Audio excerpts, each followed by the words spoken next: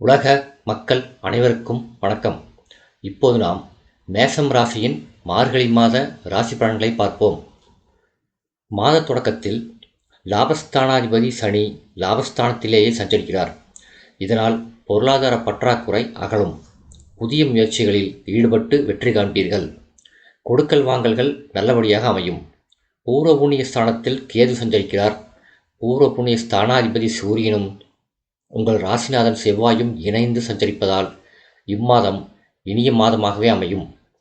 மிதுன குரு மார்கழி 6ஆம் தேதி மிதுன ராசிக்கு குரு வக்கர இயக்கத்தில் செல்கிறார். அப்பொழுது அவரது பார்வை பதியும் இடங்கள் பலம் பெறுகின்றன. இதன் விளைவாக கல்யாண கனவுகள் நனவாகும். நீண்ட நாட்களாக பேசி கைவிட்டு போன வரன்கள் இப்பொழுது மீண்டும் வரலாம்.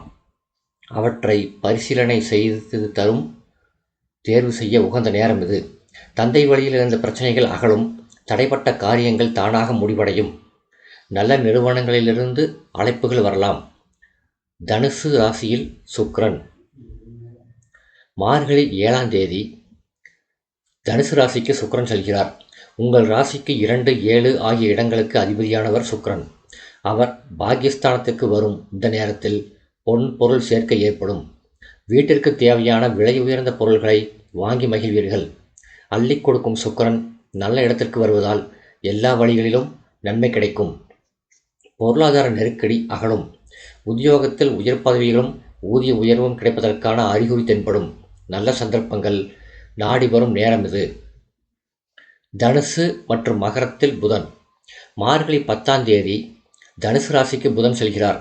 உங்கள் ராசிக்கு 3, 6 ஆகிய இடங்களுக்கு அதிபதியானவர் புதன். அவர் 9ஆம் இடத்திற்கு வரும்பொழுது உடன்பிறப்புகள் வழியில் ஒரு நல்ல தகவல் கிடைக்கும். மார்கழி 27ஆம் தேதி மகரத்திற்கு புதன் செல்கிறார். 6க்கு அதிபதி 10ஆம் இடத்திற்கு வரும் இந்த நேரம் நல்ல நேரம்தான். தொழில் வளம் மிகச்சிறப்பாக இருக்கும். தொல்லை தந்தவர்கள் விலகிச் செல்வர். நல்ல காரியங்கள் இல்லத்தில் நடைபெற வழி பிறக்கும்.